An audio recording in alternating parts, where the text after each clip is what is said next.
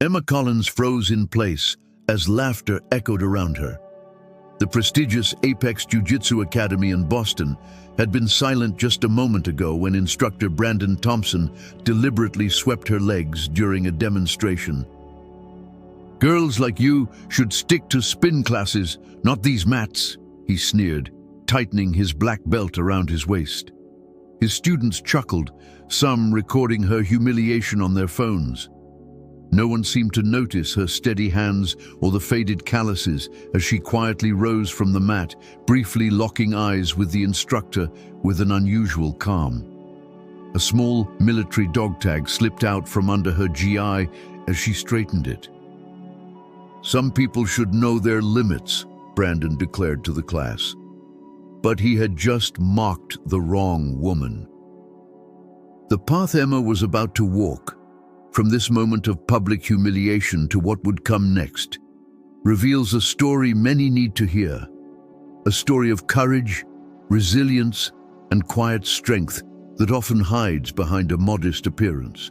Her journey may change how you view your own challenges. Dorchester, Boston wasn't known for luxury apartments or scenic views.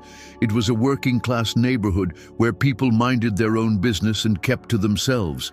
That was exactly why Emma chose it.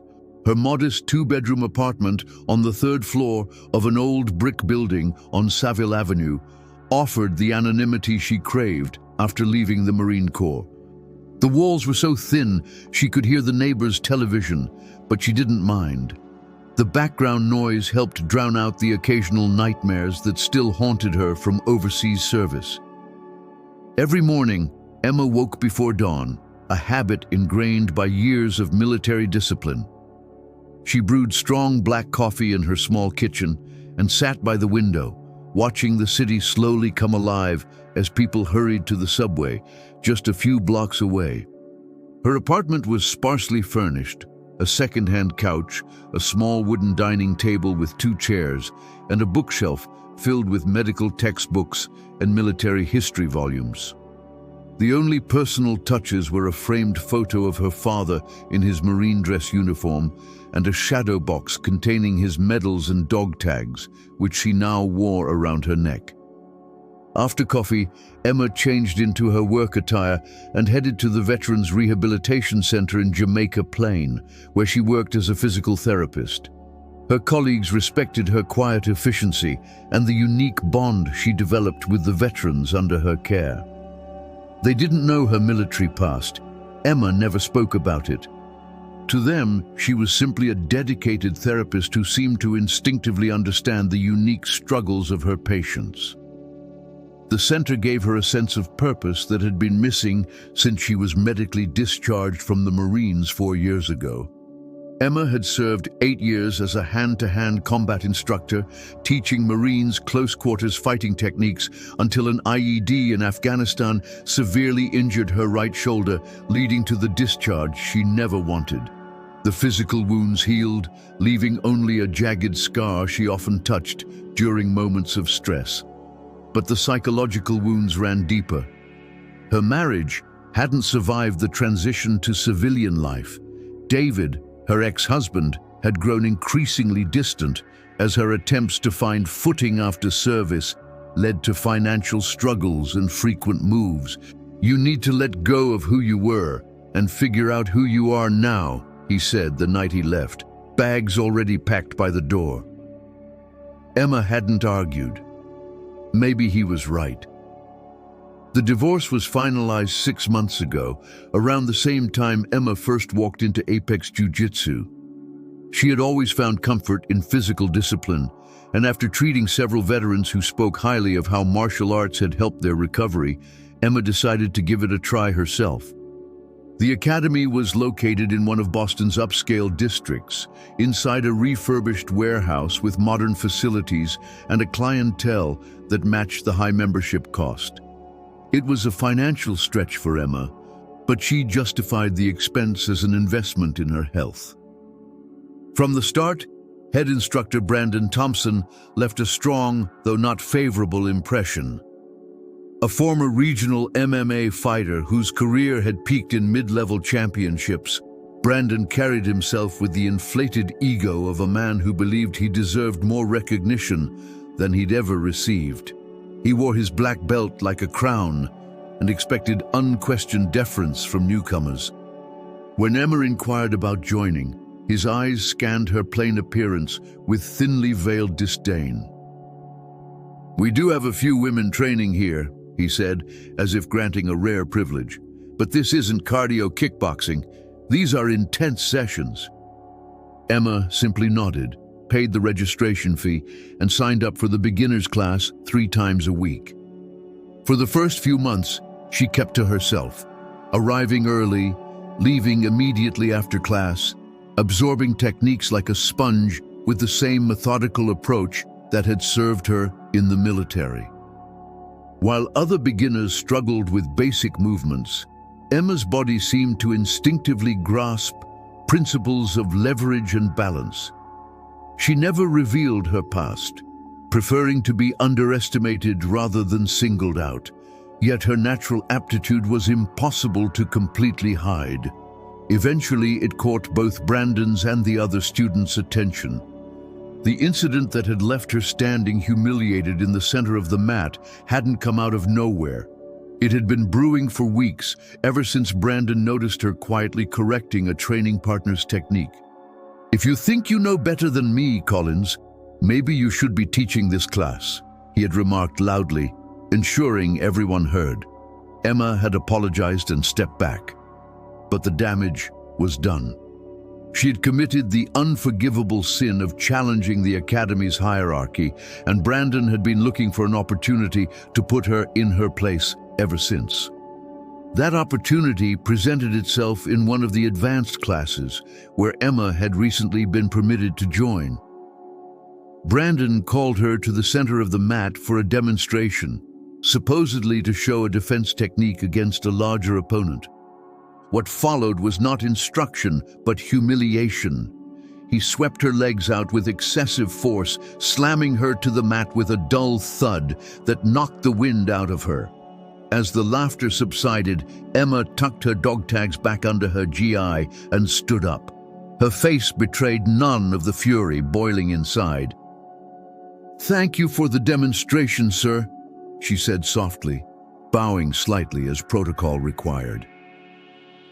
Brandon's grin widened as he turned back to the class. "That's why proper preparation matters. Some people just aren't cut out for this, no matter how much they try." The message was clear. Emma didn't belong there. As she returned to the line with the others, a young woman named Lauren leaned in, loud enough for Emma to hear. "That's what happens when soccer moms think they can play tough." More giggles followed.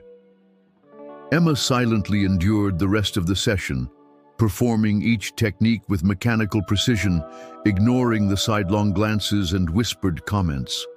When Brandon assigned sparring partners, Emma was deliberately left out. "Collins, you can sit this one out and observe. Maybe you'll learn something," he said with open condescension. So she sat by the wall, watching the others train, mentally noting their movements, strengths, and weaknesses. It wasn't the first time she'd been sidelined, and she doubted it would be the last. After class, while others headed to the locker rooms, Brandon approached her. "The mats need cleaning. Since you're not really using them properly, you might as well take care of that."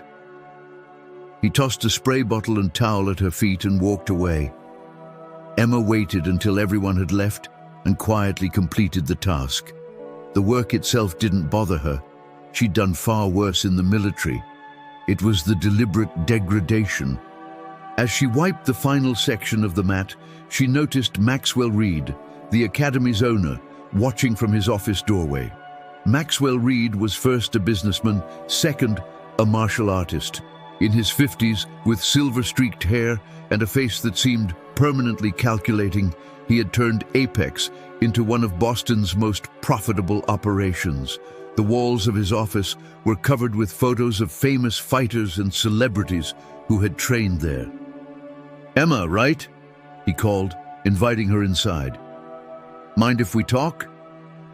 Emma set down the cleaning supplies and followed him into the office, instinctively standing at attention as he settled into his leather chair behind the desk. "I've been monitoring your progress," he began, clasping his fingers together. "Brandon has voiced some concerns about your fit for our program." Emma remained expressionless, waiting. "Apex has a reputation to uphold.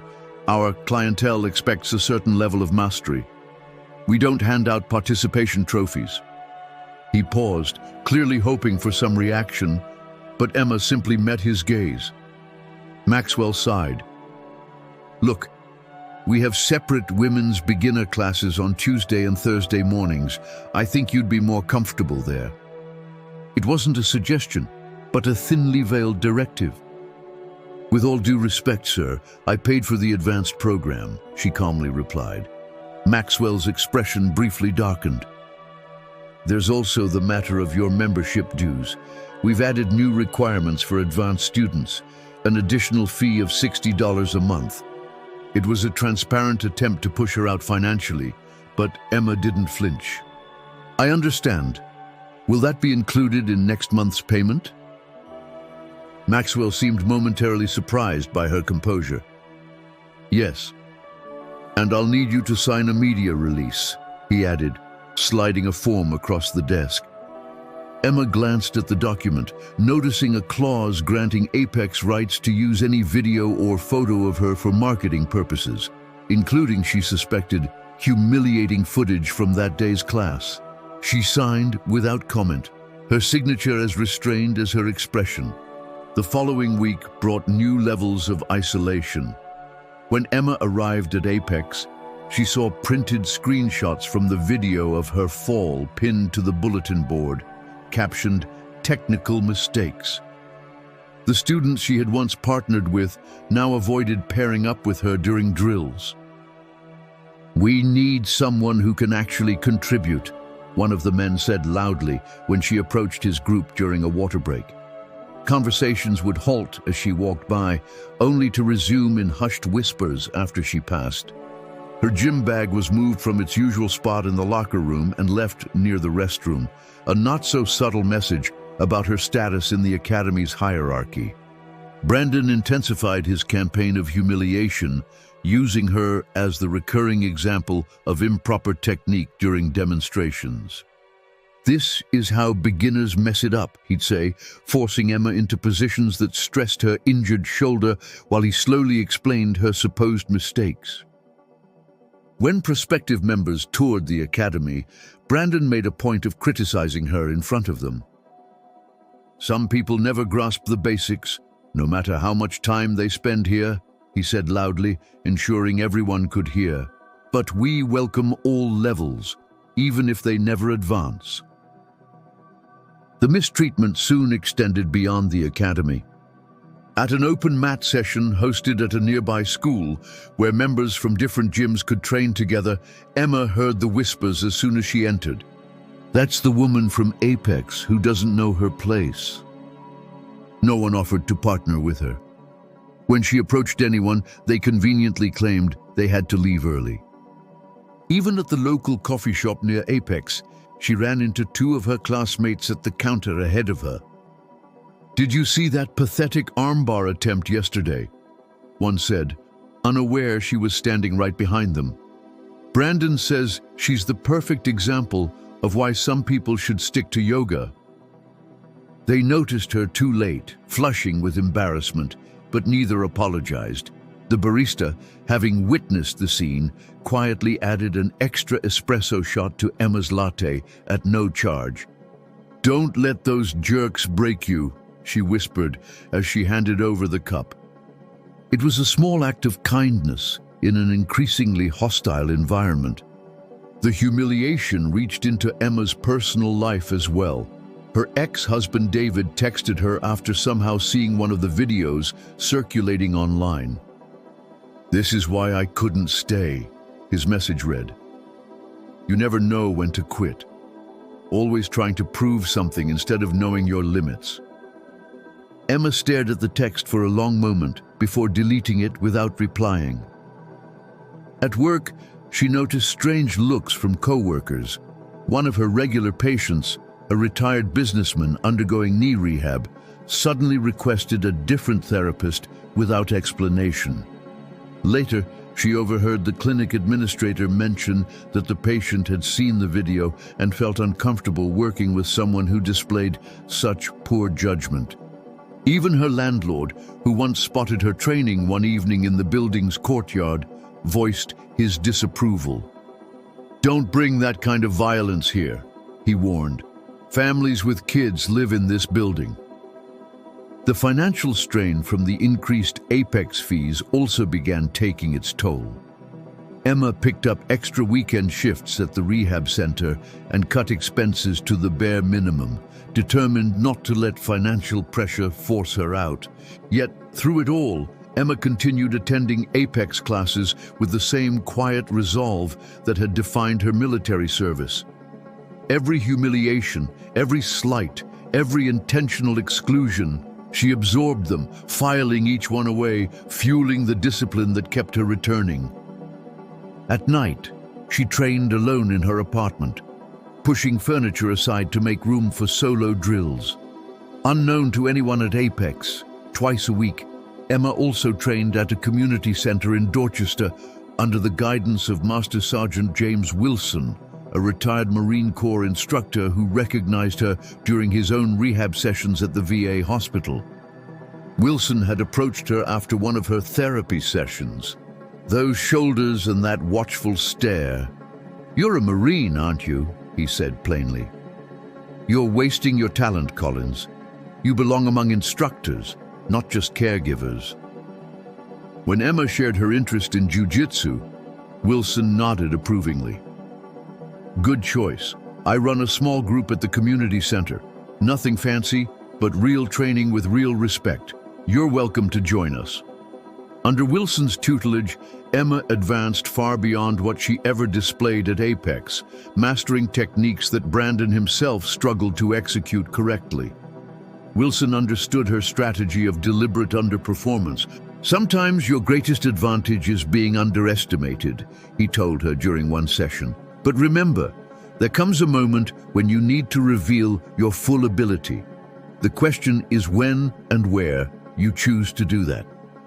The opportunity came sooner than expected. The Boston Open Jiu-Jitsu tournament was a prestigious regional competition, drawing participants from across New England. Apex always fielded a strong team, with Brandon himself regularly competing in the black belt division, usually finishing among the top 5. Emma registered in the women's blue belt division. Even though officially at Apex, she was still listed as a white belt. Brandon had refused to promote her, yet another way of keeping her in her place, despite her evident skill. When she submitted her application through the academy, as the tournament rules required, Brandon publicly confronted her in front of the entire class. "Collins, I saw your registration for the tournament. You want to embarrass this academy? You're not ready to compete." Emma kept her composure. "I'd like to test my skills, sir." Brandon's face flushed with anger. "Your skills? That's a joke. Save yourself the shame. I'm canceling your registration." But it was already too late. The registration had been processed, and Emma had paid the non-refundable fee. The tournament rules required academy approval for entry, but not for participation once registered. It was a technical loophole that infuriated Brandon, but one he couldn't override.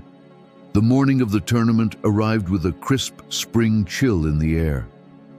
Emma woke as usual before dawn, but instead of her normal routine, sat at the edge of her bed holding her father's dog tags in her hands. Master Sergeant Robert Collins had been a Marine just like his daughter. He served for 20 years before retiring to teach high school history in their small Pennsylvania hometown. He had passed away from cancer 2 years before Emma's injury in Afghanistan, never witnessing her difficult transition to civilian life. "Focus on the mission, not the noise," he used to tell her whenever she faced challenges. Today, that was exactly what she intended to do. She tucked the dog tags under her competition GI and headed to the convention center hosting the tournament. The Apex team had arranged to meet in the main hall, but when Emma arrived, she was met with cold stares and a deliberate exclusion from the team's pre-competition meeting. Brandon stood at the center, giving his last instructions to his favored students, completely ignoring her presence. Lauren, the young woman who had mocked Emma after her earlier humiliation, approached her with a smug smile. "You'll have to wait somewhere else," she said. "This is for serious competitors. Brandon doesn't want you distracting the team." Emma nodded and quietly moved aside, finding a quiet corner to begin her warm-up. She went through mobility drills and breathing exercises, centering herself as she'd been taught in the Marines. While stretching, she watched the Apex team, noticing how Brandon lavished attention on the male competitors and offered only superficial advice to the two other women competing. The tournament hall was quickly filling with spectators and competitors from dozens of academies across the region. At the far end, Emma spotted Master Sergeant Wilson arriving with his small group from the community center. He caught her eye and gave a subtle nod of support, a gesture that meant more to her than any of Brandon's hollow coaching ever could. The women's blue belt division was scheduled for early afternoon, giving Emma plenty of time to watch other matches and mentally prepare. She observed as Apex's first fighters took the mats, Brandon barking orders loudly from the sidelines. Most performed well, advancing through the brackets as expected. When Lauren competed in the purple belt women's division, Brandon was especially engaged, fully focused on her in a way he never was with Emma. Lauren easily won her first match, but lost in the semifinals, returning to the team area in tears. Brandon consoled her, arm around her shoulder. "You got robbed," he declared loudly enough for the nearby judges to hear. "That throw was perfect." The morning rolled on until a sudden announcement over the loudspeaker caused a wave of murmurs throughout the venue. "Attention, male black belt division competitors. Due to a medical withdrawal, a spot has opened. According to tournament rules, it will be filled by the next qualified alternate. Would Emma Collins please report to the registration desk?" The Apex team fell into stunned silence. All eyes turned toward Emma, their faces frozen in disbelief. Brandon rushed to the officials' table, his face twisted with outrage. "There must be a mistake," he insisted. "Emma Collins is a white belt from my academy. She can't compete in the black belt division." The tournament director, a sharp woman in her 60s with years of martial arts experience, calmly reviewed the files on her tablet. "According to our records, Ms. Collins qualified as an alternate for the expert division. Her credentials were verified by Master Sergeant James Wilson, a certified instructor of appropriate rank, who sponsored her entry." Brandon turned toward Emma, his face a mixture of disbelief and fury. "What credentials? What kind of scam is this?" Before Emma could reply, Master Sergeant Wilson appeared beside her. "No scam, Thompson. Master Sergeant Collins was one of the top hand-to-hand combat instructors in the Marine Corps before her medical discharge. She is more than qualified for this division." The revelation hit the gathered crowd like a thunderclap. Apex students stared at Emma in shock as the puzzle pieces suddenly fit together. Her unflappable composure under pressure, her quick technical grasp, her calloused hands, and the sharp, analytical eyes that betrayed experience far beyond any casual hobbyist. Brandon desperately tried to regain control of the situation. "This is absurd. She's never demonstrated black belt level skills in my academy." The tournament director's patience was thinning. "Mr. Thompson, verification has been completed per tournament policy. Either Ms. Collins takes the open spot or we move on to the next alternate. Those are your options." Brandon frantically looked around, seeing the attention their dispute was drawing from spectators and competitors who had gathered nearby. Realizing any further protest would only make him look petty, he reluctantly stepped back. "Fine, let her embarrass herself," he muttered as he turned away. The director called after him. "In fact, Mr. Thompson, due to the bracket reshuffle, you'll be facing Ms. Collins in the first round." Brandon froze mid-step, then slowly turned, his face a mixture of shock and barely concealed panic. This can't be right. But it was, and everyone knew it. The conflict had drawn too much attention for any last-minute changes without raising serious concerns of favoritism or manipulation. Brandon was trapped by his own outburst. Word of the unusual matchup spread quickly through the tournament venue. By the time Emma and Brandon were called to their mat, a sizable crowd had gathered, eager to witness what many anticipated would either be a quick humiliation or an unforgettable upset. Emma removed her warm-up jacket, revealing arms marked by defined muscle, usually hidden beneath her loose work clothes. A small gasp escaped from some Apex students who had never seen this side of their supposedly unskilled classmate. Brandon tried to maintain a confident demeanor as they bowed to each other and to the referee, but the tightness around his eyes betrayed his anxiety. The whistle blew, signaling the start of the match. Brandon immediately lunged forward aggressively, trying to dominate with a strong grip on Emma's collar. Emma stayed defensive for the first few seconds, analyzing his approach and timing.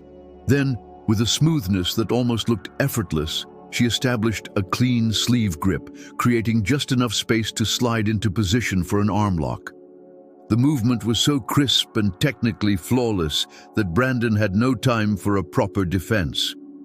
14 seconds after the opening whistle, Emma isolated his arm and applied a textbook armbar.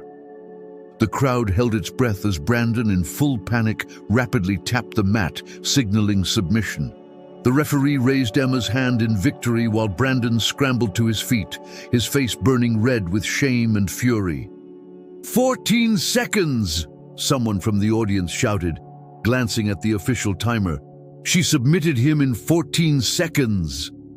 The whispers grew louder as Brandon stormed off the mat, refusing the customary handshake, pushing past his stunned teammates. Emma calmly stood in the center of the mat, respectfully bowed to the judges, and then stepped aside. Master Sergeant Wilson approached her with a rare, broad smile and a firm handshake. "Flawless execution, Collins.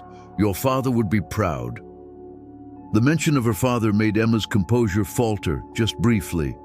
She touched the dog tags beneath her GI. "Thank you, sir." As she walked back to her gear bag, she passed the Apex team. Most of them avoided her gaze, but Lauren looked her directly in the eye, her former smugness replaced by confusion and a dawning respect. The tournament continued, and Emma advanced through her bracket with the same quiet precision. She didn't win her division. Her semi-final opponent was a world-class competitor with years of international experience.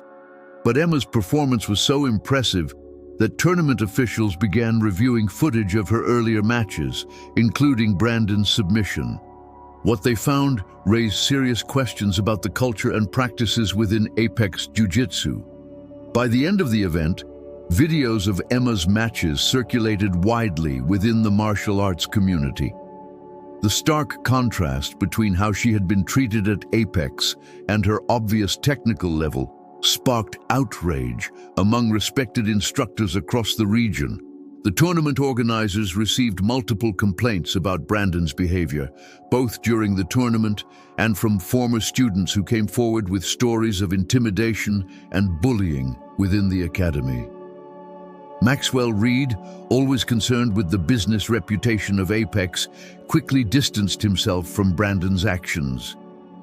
"We are conducting a thorough internal investigation," he announced to concerned members the following Monday. "Apex is committed to providing a respectful training environment for all students." Behind closed doors, however, Maxwell's main concern was financial. The bad publicity had already begun affecting membership inquiries, and several current members threatened to cancel their subscriptions unless action was taken.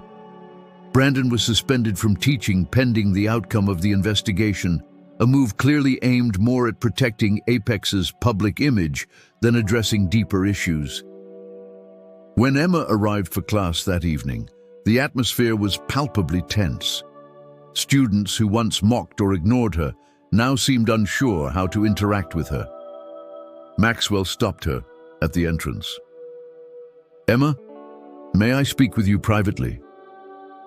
In his office, he offered apologies that rang hollow, given his previous complicity. "There's been a misunderstanding about your background and abilities. We value your membership and would like to make things right." What followed was a transparent attempt to capitalize on her newfound reputation. "We'd like to offer you an instructor position to lead our women's self-defense program. Your military experience would be a great marketing asset." Emma declined with the same quiet restraint she had maintained throughout her time at Apex. "Thank you for the offer, Mr. Reed, but I've already accepted another opportunity."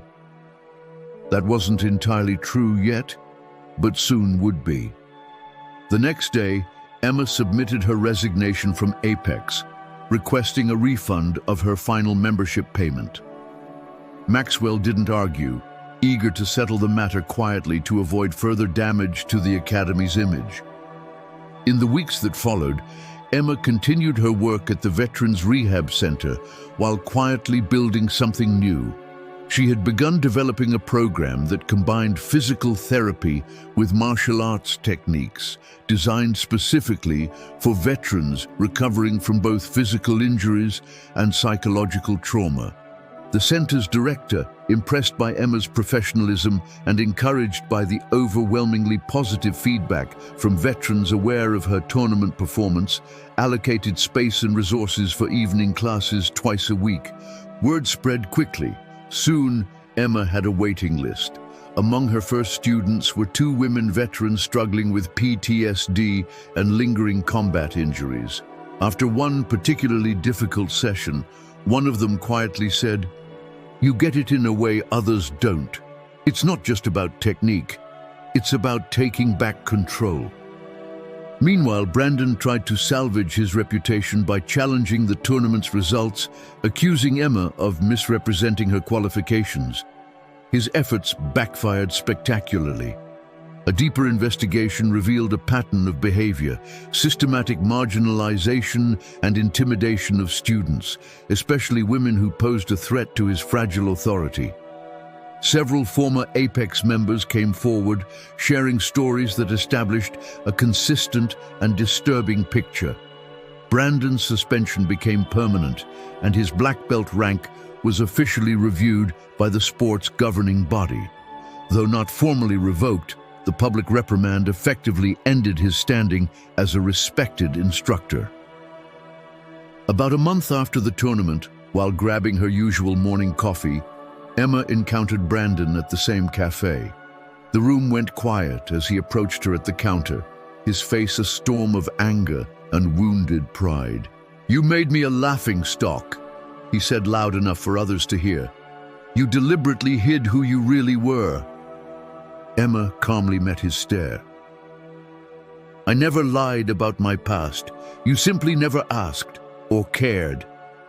She paid for her coffee and walked out, leaving Brandon fuming and defeated, denied the public argument he clearly wanted.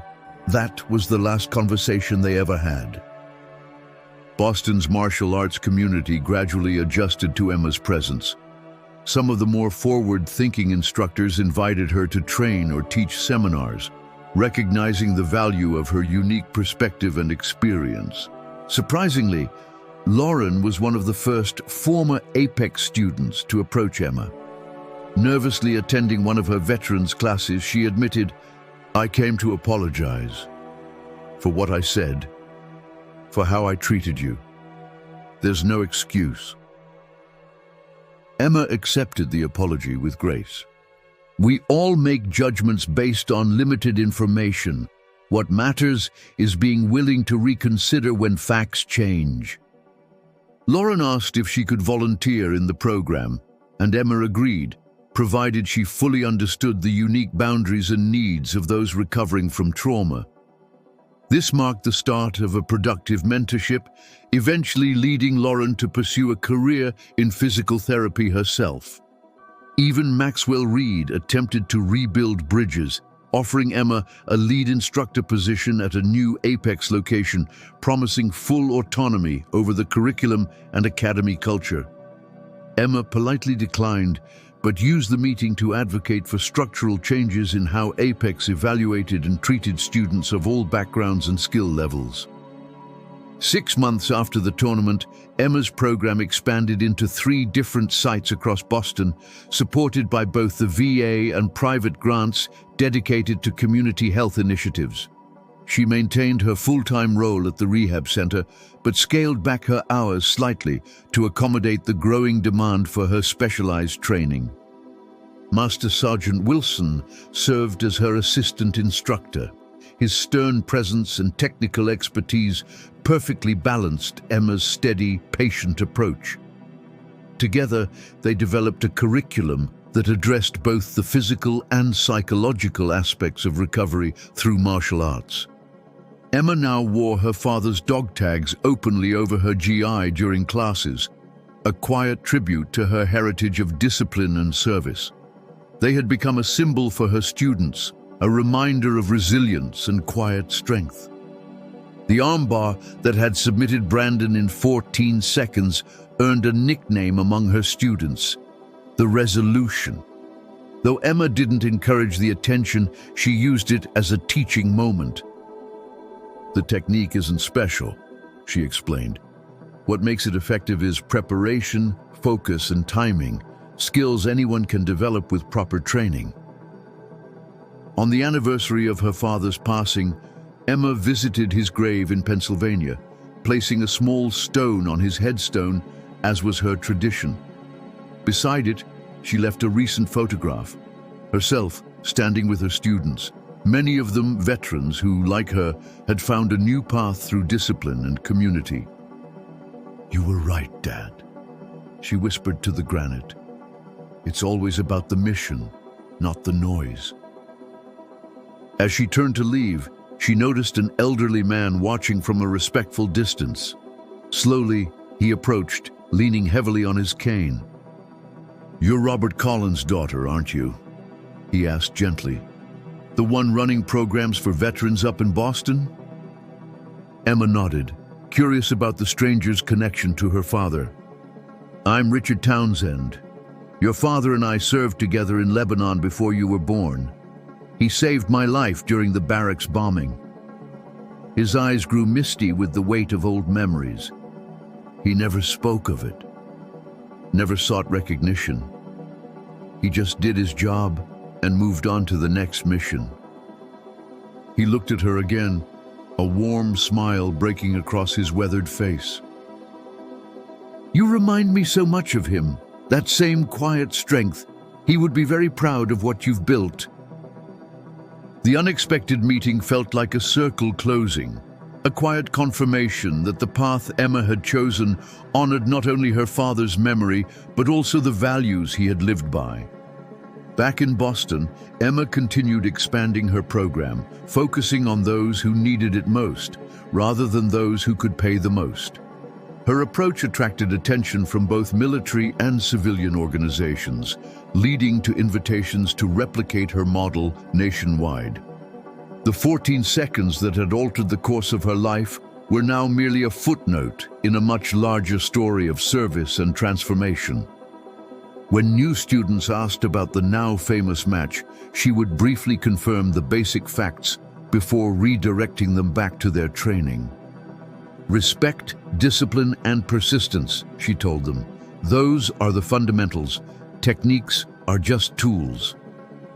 The dog tags that had once slipped from under her GI during that humiliating first encounter at Apex now symbolized not just her father's legacy, but her own emerging one.